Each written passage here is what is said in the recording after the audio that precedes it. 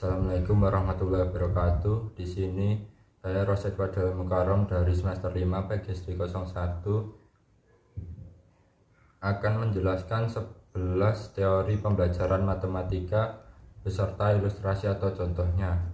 Yang pertama yaitu teori Brunner, tahap inaktif atau tahap kegiatan. Penelitian membagikan alat peraga dan LKS pada masing-masing kelompok sebagai petunjuk untuk melakukan percobaan pada siklus 1 LKS. Yang digunakan pada kegiatan ini adalah LKS dengan materi simetri, lipat, dan bentuknya. Tahap ikonik atau tahap gambar bayangan. Pada tahap ini ditunjukkan gambar yang sesuai dengan alat peraga yang diberikan atau menggambar alat peraga yang ditampilkan oleh peneliti. Yang ketiga yaitu tahap simbolik atau penggunaan alat peraga. Pada tahap ini peneliti mengarahkan siswa untuk menggunakan simbol-simbol. Yang kedua yaitu teori Brownell, bahwa belajar itu pada hakikatnya merupakan suatu proses yang bermakna. Ilustrasi dari teori Brownell adalah menurut hasil penelitian menunjukkan anak yang tahu 3 plus 6 sama dengan 9 ternyata tidak tahu dengan baik bahwa 3 plus 6 sama dengan 9. Penelitian lain menunjukkan bahwa penguasaan 3 plus 6 sama dengan 9 tidak menjamin dikuasainya. 13 plus 6 sama dengan 19, 23 plus 6 sama dengan 29, atau 43 plus 6 sama dengan 49, dan sebagainya. Misalkan pada waktu guru memberi tugas 4 plus 2 sama dengan 6 dan 5 min 5 sama dengan 0, ia mengharapkan semua siswa akan diam berpikir atau mengucapkan dengan keras 4 plus 2 sama dengan 6 atau 9 min 5 sama dengan 4. Yaitu guru harus lebih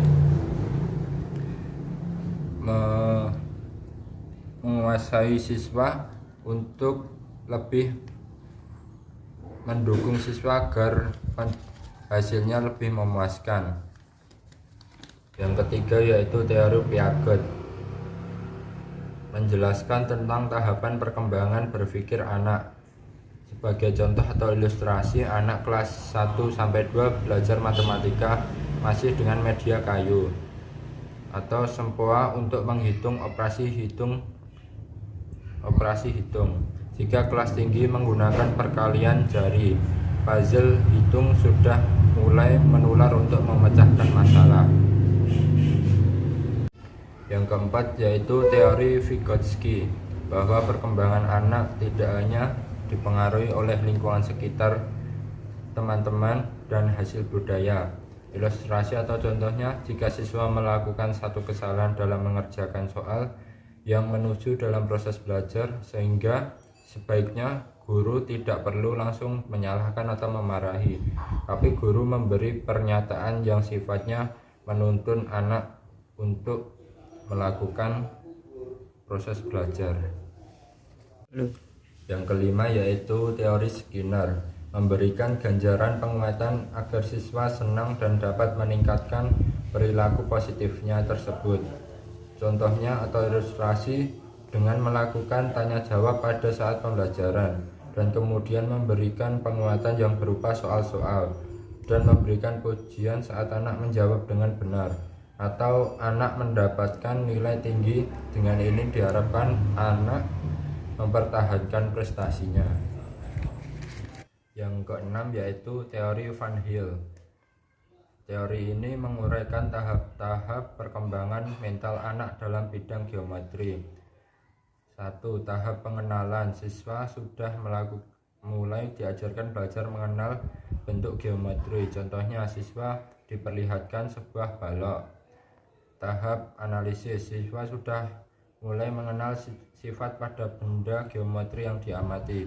Contoh, siswa mengetahui kubus 6 sisi, ada 12 rusuk dan 8 titik sudut.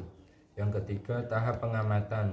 Siswa sudah memahami bentuk geometri dan sifat. Contoh, siswa sudah memahami sifatnya. Yang keempat yaitu dedukasi atau penarikan kesimpulan, yaitu siswa dapat memberikan kesimpulan dari analisis tersebut. Yang kelima, akurasi. Yang ketujuh yaitu teori belajar Thorndike, yaitu siswa dapat menguasai materi tertentu, maka diawali dengan kesiapan siswa untuk belajar baik secara fisik maupun mental. Contoh atau ilustrasinya yaitu jika guru mengajarkan bagaimana menjumlahkan dua pecahan, guru harus memberikan latihan berulang-ulang kepada siswa biar lebih jelas untuk memahami materi tersebut. Yang ke-8 yaitu teori belajar Gagner. Teori ini mengemukakan bahwa belajar adalah perubahan yang terjadi dalam kemampuan manusia yang terjadi setelah belajar secara terus-menerus, bukan hanya disebabkan oleh pertumbuhan saja. Yang ke-1 yaitu contoh memperoleh perhatian. Ilustrasinya yaitu mengajak siswa berkenalan dengan bilangan dan mengetahui lambang bilangan dengan cara memulai komunikasi dengan siswa. Yang kedua yaitu memberikan informasi tujuan pembelajaran. Ilustrasi atau contohnya, guru memberikan informasi menarik bahwa pembelajaran kali ini kita akan belajar mengenai operasi bilangan. Yang ketiga yaitu merangsang siswa untuk mengingat kembali apa yang telah dipelajari. Ilustrasi atau contohnya yaitu guru menanyakan tentang nama bilangan yang guru tunjukkan. Yang keempat, menyajikan stimulus. Ilustrasinya, guru membagi siswa ke dalam 4 kelompok. Yang kelima, memberikan bimbingan pada siswa.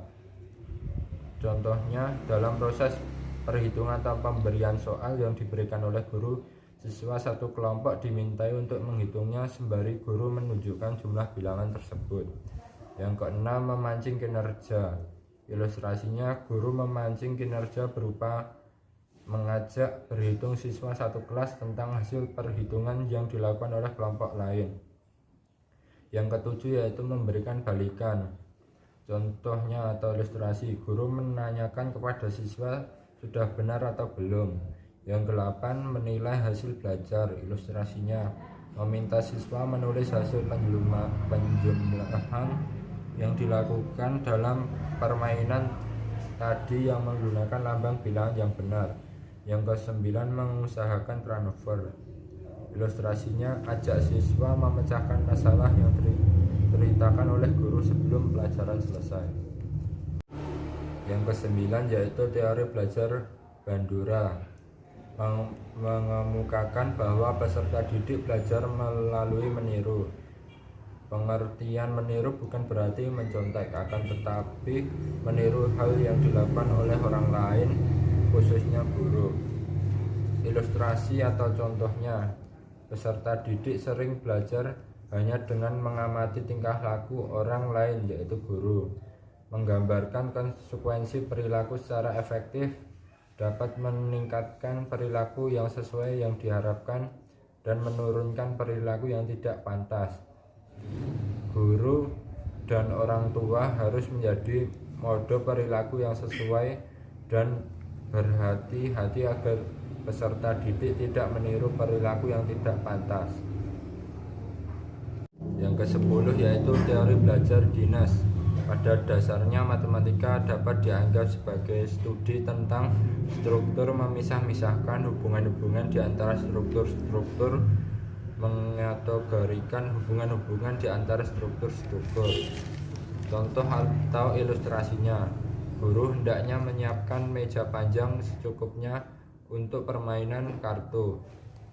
Standar sedemikian hingga terdapat satu meja panjang untuk setiap 5 siswa dalam kelas. Siswa yang bermain dalam kelompok 5 orang dan setiap anak memegang kartu. Setiap siswa mengelompokkan kartu menjadi berpasang, kemudian mengalihkan kedua bilangan yang ditujukan setiap pasang kartu, kemudian menjumlahkan kedua hasil kartu tersebut. Siswa yang dapat memasangkan kartunya memperoleh jumlah terbesar adalah pemenangnya. Yang ke-11 yaitu teori scam. Anak belajar matematika melalui dua tahap, yaitu konkret dan abstrak. Contoh dalam belajar 3 kali 4 sama dengan 4 kali 3. Siswa dapat menggunakan potongan kertas atau bisa dengan permainan sebagai berikut. Di sini terdapat 3 baris dan pada setiap baris terdapat 4 bola. Dalam matematika model ini dapat dinyatakan sebagai 3 kali 4 karena banyaknya bola seluruhnya adalah 12. Maka 3 kali 4 sama dengan 12. Yang terakhir yaitu teori belajar Ausubel, menitik beratkan bagaimana orang memperoleh pengetahuannya. Menurut Ausubel ada dua jenis belajar, yaitu hafalan dan belajar bermakna. Menurut Ausubel bahwa pengetahuan yang sudah dimiliki siswa akan sangat mempengaruhi berhasil tidaknya suatu proses pembelajaran. Maka dari itu seorang guru dituntut untuk mengecek kembali atau memperbaiki pengetahuan siswa sebelumnya. Contoh atau ilustrasinya, guru memberi rumus balok, kemudian guru mencoba mengecek apakah kepada salah satu siswa mengenai rumus balok, apakah siswa tersebut hafal atau tidaknya. Sekian penjelasan teori pembelajaran dari saya. Mohon maaf bila ada salah kata. Assalamualaikum warahmatullahi wabarakatuh.